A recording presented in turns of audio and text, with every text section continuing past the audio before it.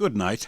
And I say good night because these proceedings are designed for nocturnal times. In other words, when you're winding down after a hard day of doing lots or doing nothing. Whatever, each to his own.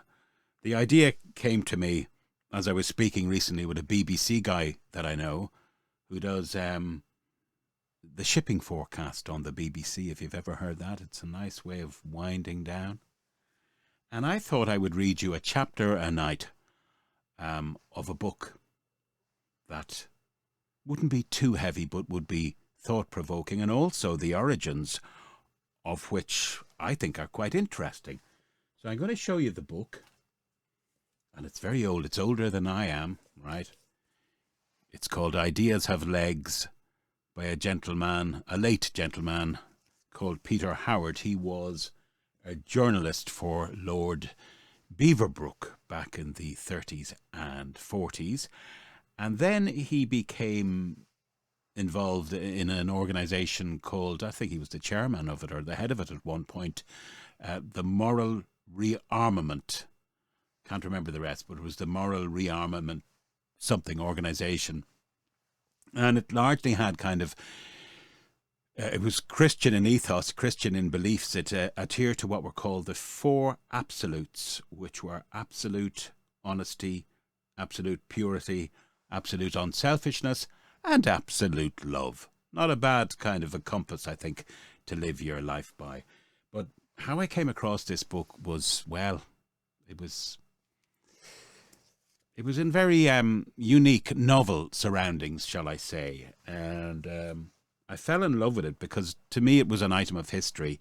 It dates from June 1945, so you're literally talking about right after the Second World War. It still has its jacket on it.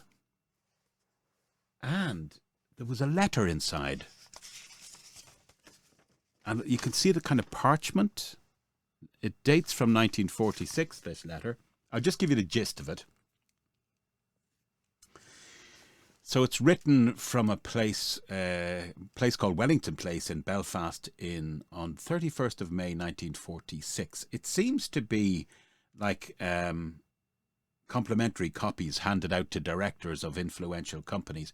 I'm just going to give you a few lines of it. It says, "Dear Sir, most people are concerned today with the trends of world affairs, and thoughtful people sense the dangers despite the camouflage. We believe that industry is the key to the future," and all these people, by the way, are directors of industrial type companies, "is the key to the future, and that unless employers and employed together take responsibility for a new spirit, ideologies alien to our Christian heritage will quickly infiltrate and ultimately control." I think that's communism they're referring to. So here we are, I don't know, what is it like? Is it the guts of 80 years later? Have we been infiltrated yet by communism of kinds? It's a question for somebody a lot more intellectual than me. A humble voiceover artist, which is what I do, by the way. I do read audiobooks on the likes of Audible and do a bit of broadcasting here and there and voiceovers and stuff. Now, house rules. There aren't many. It's number one, I'll give you a chapter a night. And forgive me if I fluff up on lines here and there, because I haven't looked at this book in years. And then if you can, I'll put my PayPal down at the bottom. And this is purely optional. No problem. I'll still love you either way, right? So I'll put my PayPal. If you can buy me a coffee, that'll be cool. And the gang. And if you can't, it's not a problem. I totally understand. But if you do, I'll signify it. I'll name you if you want to be named, or I'll give your initials out. Some people probably want to be anonymous. That's if there's any of you. But I'll ring a little bell. All right. I have a physical bell. I'll ring it for you. You'll get my ding-a-ling. And if I don't, I'll find one online here, and I'll ring that. Okay. I know I have one. It was from Genoa or something in Italy. Tried to find it tonight. My wife said, I don't know where it is. She said, "What do you want it for?" I said, "Just an idea I have." I wasn't going to tell her. Okay, a little bit about this. Ideas Have Legs is the story of the next 20 years in the making. In the many-coloured perspective of one eventful life, we meet the men and ideas that shape our times and will shape the future. Churchill, Beaverbrook, Lennon, and a host of others step through these pages. We move with Howard, this is Peter Howard, through Fleet Street and Farm, Twickenham and Westminster, and all the time amid the strengths and frailties of statesmen, the humours and labours of wartime farming, the thrills of international rugger. He was a rugby player, by the way. He played against Ireland in 1931. We won. We won by 1 point, I think. Or goals, is it? I haven't a clue. And he also was a World Bobsleigh Championship. He was on one of those. And runs an idea which illuminates the world situation and makes plain the English way ahead, the British way ahead, as it says here. Howard has found a new momentum for his pungent political pen. His diagnosis has the refreshment of hope. He goes beyond criticism to cure. Let's see if he does 6 minutes in. We will begin with Chapter 1 of Ideas Have Legs by Peter Howard. It's entitled You and I. And listen closely, because I really love, I do recall this, but I love how he puts the listener, or the reader, if you like, in touch with the writer. I think it's beautifully put. Chapter 1, You and I.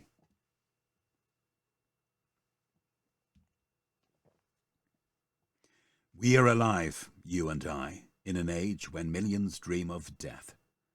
Never, since man started to run the world God made, has human agony been more organized by humans for humans, with such science and success. But something men have yet to learn. We cannot put breath back into one of the millions of bodies we destroy. It is our bodies, yours and mine, which enable us to talk together, though we may never have met. The sinews of your hand contract and grip this page. The nerves of your eyes send the message of the print back to that 3 pounds of liquid, membrane and matter encased in its narrow bony cavern of the skull, which is called your brain. The sinews of my hand grasp and direct the pen, first softly into the ink pot, then in whirled strokes, dots and intervals across the paper. My eyes hover over the sheet like aircraft spotting for distant artillery. They wireless back a stream of information to my 3-pound ration of marshy, trembling grey matter, so that the brain is able to control correctly the shape, size, and sequence of the letters by which its thoughts are conveyed from me to you.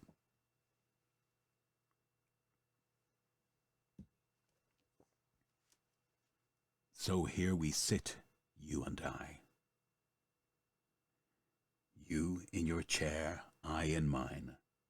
We travel with certainty towards each other's minds and hearts by means of our bodies.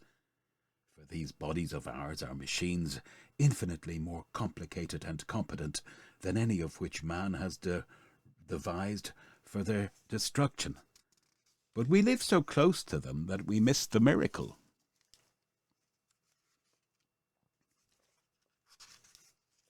We are fearfully and wonderfully made. Chemists tell us that our bodies are water, potash, iron, phosphates, which can be bottled, labelled, and shelved. But the story does not end at that point. There is something inside that body of ours which cannot be accounted for by the water and the chemicals which compound our frame. It is that something which makes you understand the print which your brain and I can only make you see. Our arms and legs, brains, hands and eyes will one day listen to this, folks, because I remember this was profound when I was reading it back in the day. Our arms and legs, brains, hands and eyes will one day disintegrate and scatter again into the elements, to swell the multitudinous ocean, to travel the clouds and be dust and dirt in cities we have never known. Yet there is a faith in man which tells him that something is there which is forever his and his own responsibility. We know each other, you and I. There is that something in both of us which can allow us to touch hearts without touching hands. I, like you, have felt my heart lift at the beauty of green fields and the sound of wind through trees. I have loved the taste of food. I have spread and stretched my body to the warmth of sunshine and of fires. I have felt pain and the peace which pain is ended, when pain is ended. I have known fear and also the shame which makes the frightened man keep silent lest others sense his secret. I have shivered with the cold and spoken in the heat of that rage which hurts, enjoys, the hurting later fruitlessly regrets. I have lusted and quarrelled, slept and loved and toiled, met the gay days and the grey days in their marching cavalcade. Death has touched me with his strange hand. Life, too, with its finger of mystery, when my children pucker their faces and whimper their first breath. We are brother and sister, you and I, companions in a journey and comrades in a crusade. Young or old, rich or poor, female or male, handsome or ugly, drunk or dry, we are the ordinary men and women of the nation. We are part of its past. We are its future too. Through the power of people will a new age stir and be born. No new age has been born any other way, for within the framework of men's bodies is generated the most powerful explosive force known in history. The explosive force of ideas. Frail children of dust we are, and feeble as frail. The commonest knife will end the noblest life. Yet from and through our minds are born ideas, which conquer the skies, break and remake nations, explore the abysses of the ocean, and measure the heats and vapours of the uttermost planets in the universe.